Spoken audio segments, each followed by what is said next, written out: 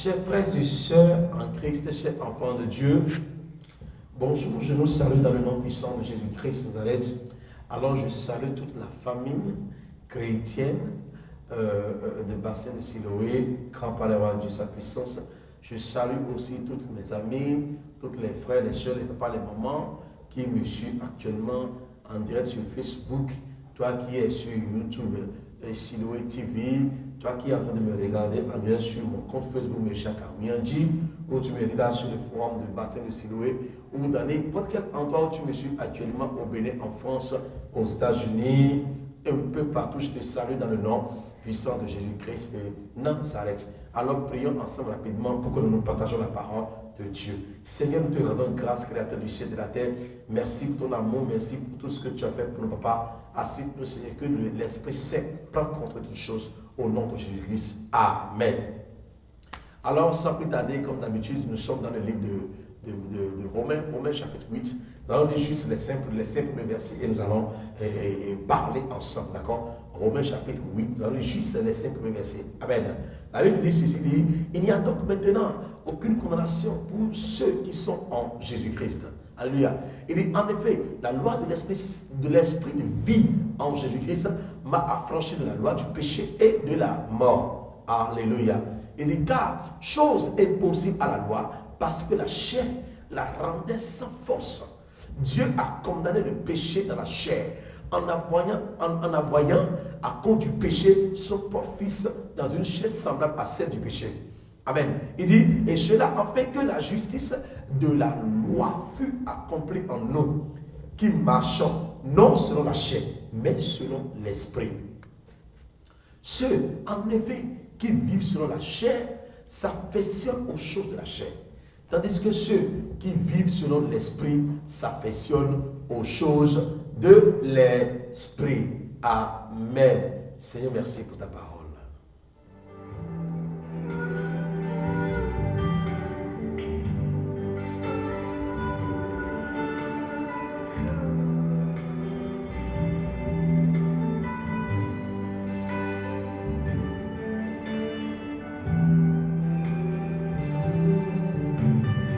Chers frères et sœurs en Christ, merci beaucoup. Toi qui me suis actuellement, alors moi et toi, nous sommes en train de parler rapidement sur un thème. Le thème c'est quoi? La différence qu'il y a entre corps, chair et esprit. Le corps, la chair et l'esprit. Et tu es en train de me dire que le corps, la chair, quand on parle du corps, on ne parle pas de la chair. Mais qu'est-ce que l'homme de Dieu est en train de dire? Il dit le corps, la chair et l'esprit. Le corps et la chair, les deux ne jouent pas le même rôle. Non. Le rôle du corps est à part, le rôle de la chair est à part, et le rôle de l'esprit est à part. Quand nous parlons du corps, le corps est là pour pouvoir posséder en lui soit l'esprit de Dieu, soit l'esprit de la chair. Alléluia. Le corps que nous voyons, le corps est comme une caisse, le corps est comme une chambre, le corps est comme un véhicule, le corps est comme un bateau. Alléluia. Ou si nous prenons un véhicule, un Africain peut se mettre dedans, un blanc peut se mettre dedans, une personne âgée peut se mettre dedans, un petit peut se mettre dedans, soit une femme, soit un homme. Alléluia. De la même sorte, le corps est comme ça. Soit c'est l'esprit de la chair qui les calme, soit c'est le Saint-Esprit qui les calme. Alléluia. Maintenant, le livre que nous venons de lire, le livre de Romains chapitre 1 verset 8, si nous prenons le premier verset d'abord. Le premier verset, il dit, maintenant donc, il n'y a donc maintenant aucune condamnation pour ceux qui sont en Jésus-Christ. Et quand on dit condamnation, c'est quoi? Vous avez fait une erreur. C'est qu'il y a une loi qui a été mise en place, il y a une prescription, voilà, qui a été mise en place. Et vous avez brisé la loi. Et cette loi a pour des causes comme de la condamnation si vous brisez la loi. Alléluia. C'est ça qu'on appelle la condamnation. Condamner quelqu'un, c'est de pouvoir le juger. Condamner quelqu'un, c'est de pouvoir lui payer un salaire, un prix d'erreur qu'il a fait. Alléluia. Condamner quelqu'un, c'est de pouvoir lui arracher et sa joie, c'est de pouvoir lui arracher sa liberté, la liberté, parce que ce qu'il a fait une erreur où il y a un décret, il y a une loi, il y a une prescription qui a parlé contre ce qu'il a fait. Alléluia. Donc quand on dit qu'il n'y a donc maintenant aucune condamnation, donc ce qui veut dire que il y avait une loi qui devait condamner. Mais voici une autre loi qui vient maintenant qui dit qu'il n'y a donc maintenant aucune condamnation. Ça, c'est une loi. Ça, c'est une loi. Il y avait une loi qui avait dit que si tu as fait telle chose, on va te juger, on va te donner telle condamnation. Par exemple, prenons l'exemple de la sœur Marie Magdala, dont la loi disait dans l'Ancien Testament que si quelqu'un a été attrapé en flagrant délit en train de commettre d'adultère, alors quand on l'attrape comme ça, on va la lapider jusqu'au bord. Ça maintenant, c'est une condamnation derrière une erreur. Vous voyez? Donc là, en bref, quand les gens ont attrapé Marie Magdala en train de faire cela en flagrant délit, qu'est-ce qu'ils ont fait? Ils l'ont amené devant Jésus et selon eux, Jésus devait appliquer la loi de la condamnation qui disait que si quelqu'un a fait telle chose, on doit le lapider jusqu'au mort. Alléluia. Ça, c'est une loi. Mais voici une autre loi qui vient maintenant du trône de la grâce qui dit il n'y a donc maintenant aucune condamnation pour ceux qui sont en Jésus-Christ. Il n'a pas dit pour tout le monde. C'est là où il y a des différences. Il a dit, il n'y a donc maintenant aucune condamnation pour ceux qui sont en Jésus-Christ. Chers frères et sœurs en Christ, il est très important pour toi de pouvoir accepter Jésus-Christ. Il est très important pour toi de pouvoir se mettre en Jésus-Christ. Alléluia. Il est très important pour toi de pouvoir avoir Jésus-Christ dans ta vie comme ton sauveur personnel et unique pour que ta vie ne soit plus condamnée. Il dit ceux qui sont en Jésus-Christ ne sont plus et ne seront plus condamnés. Alléluia. Qui peut briser la loi que Dieu a mis en place?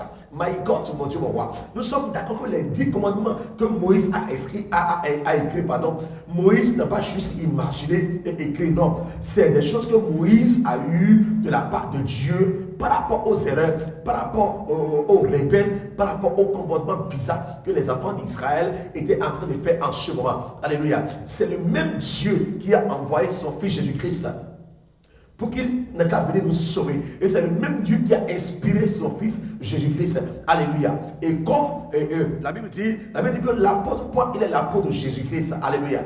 C'est le même Jésus qui a inspiré, qui a incarné. Son esprit a incarné le corps de l'apôtre Paul. De l'apôtre Paul parlait aux Romains. Il a dit qu'il n'y a donc maintenant aucune condamnation pour ceux qui sont en Jésus-Christ. C'est une loi.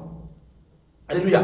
Maintenant, pourquoi ceux qui sont en Jésus-Christ ne doivent pas être condamnés? Là, maintenant, moi et toi, nous allons lire le verset 2.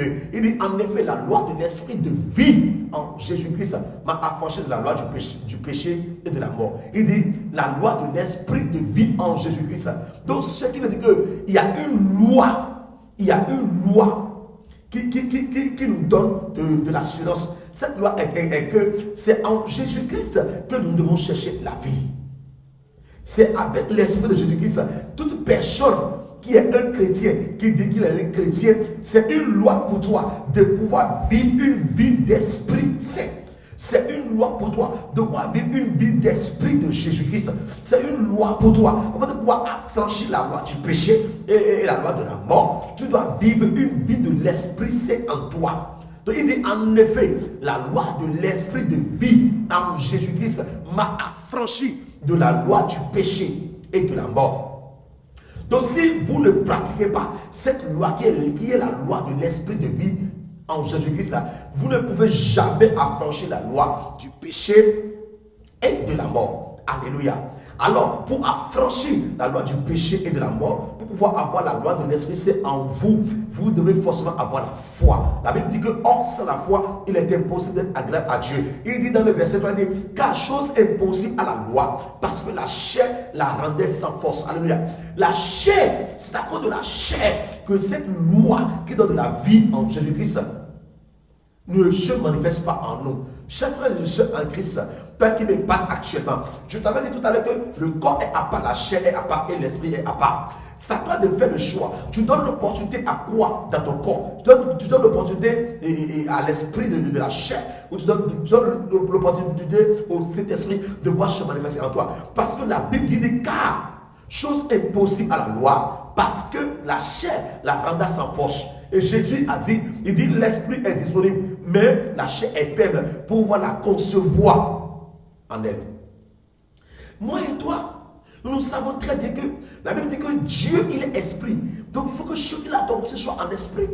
C'est tout ce que nous faisons à l'église.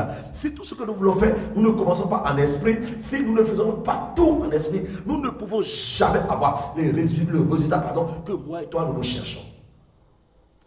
Alors donne l'opportunité de l'Esprit Saint, donne l'opportunité à ton corps de pouvoir posséder en lui l'Esprit Saint pour que les choses puissent bien marcher pour toi. Alléluia.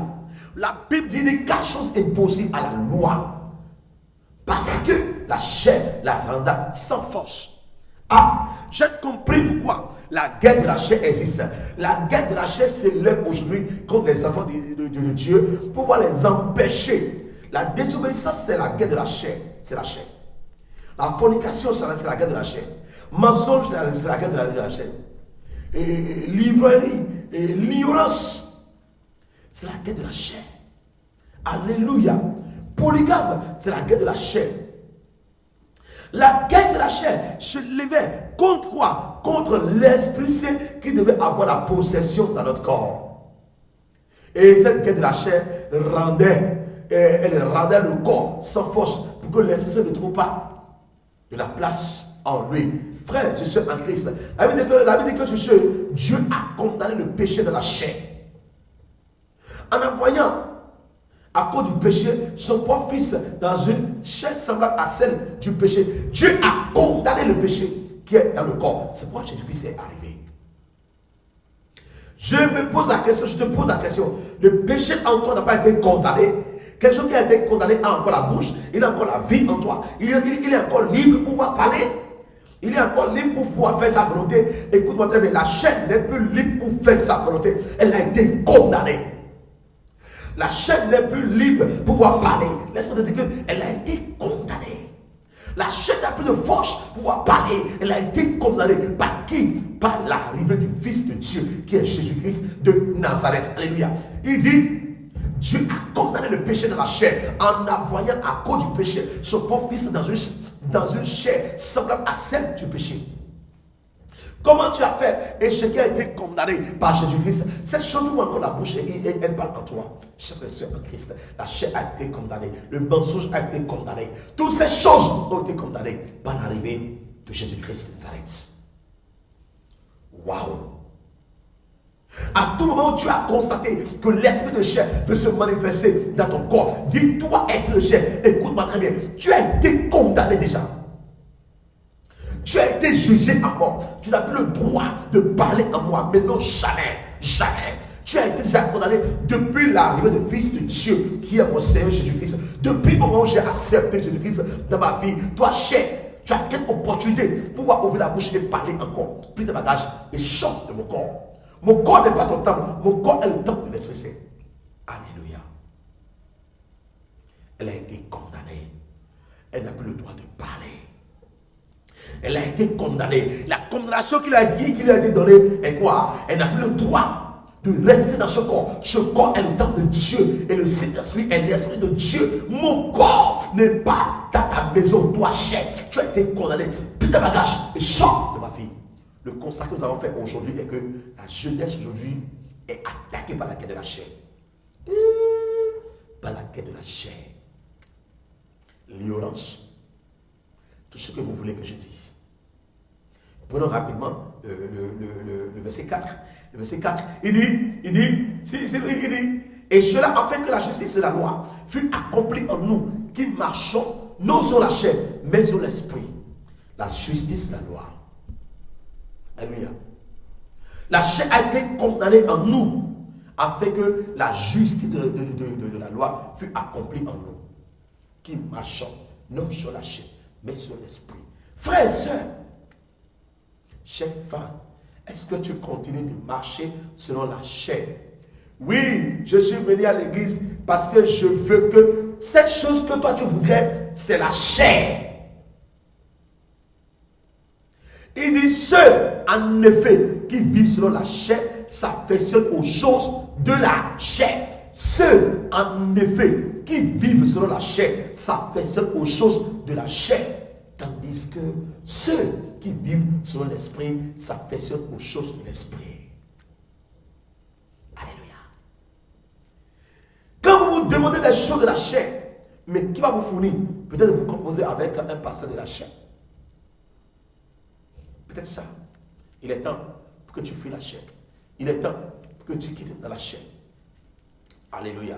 Et nous voyons Jésus-Christ de Nazareth qui nous enseignait dans le livre de Matthieu chapitre 5, qui a commencé par nous former, qui a commencé par nous transformer de la chair en esprit. Il nous faisait quitter de la chair. La Bible dit que, voyant la foule, Jésus monta sur la montagne. Et après qu'il se fut assis, ses disciples s'approchaient de lui. Qu'est-ce qu'il a fait?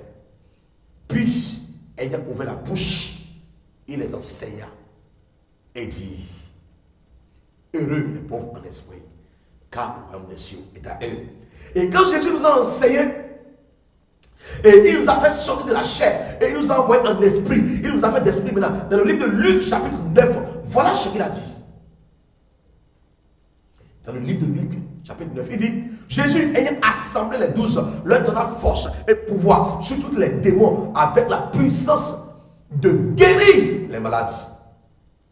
Parce qu'il a fait le travail. Il nous a fait quitter de la chair. Il nous a ramené en esprit. Si vous n'êtes pas en esprit, vous ne pouvez jamais avoir le pouvoir qui peut chasser les démons, qui peut ordonner les démons. Je m'en vais prier pour quelqu'un. Toi qui me suis actuellement, je prie pour toi au nom de Jésus Nazareth. Et tout esprit de la chair qui combat ton corps, qui combat le Saint-Esprit en toi, je commande à toi, esprit de la chair, de voir plier tes bagages et accomplir maintenant au nom de Jésus-Christ. Tout esprit de la chair qui continue de parler à haute voix, qui continue de se répéter dans ton corps, qui ne veut pas te laisser y aller, dans le nom de Jésus-Christ, je déclare que ça soit il a été envoyé ou il est venu par sa propre volonté. Je le commande, toi esprit de la chair, plie tes bagages, libère mon frère, libère ma chair et pars, parce que son corps n'est pas ton temple, son corps est le temple de Dieu. Ah ma Père, je te dis merci pour le réveil d'esprit que tu donnes à mon frère qui me regarde, que tu donnes à ma chair qui me regarde actuellement, que ta puissance le transforme de la vraie transformation. Merci Père parce que tu nous as exaucés. Au nom de Jésus-Christ de Nazareth. Merci frères et sœurs. Soyez bénis. Le prophète Michel Tepoué a eu un. Merci beaucoup. Bye bye et à la prochaine.